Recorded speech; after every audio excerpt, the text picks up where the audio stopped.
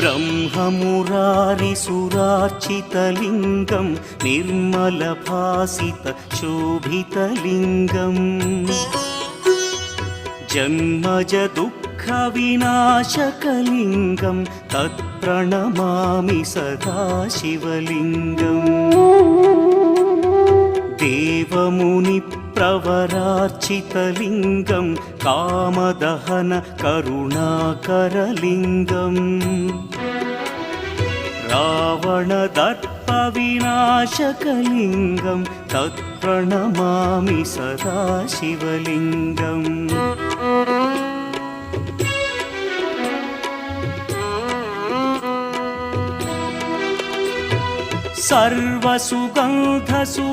सर्वसुगन्धसुलेपितलिङ्गं बुद्धिविवर्धनकारणलिङ्गं सिद्धसुरासुरवन्दित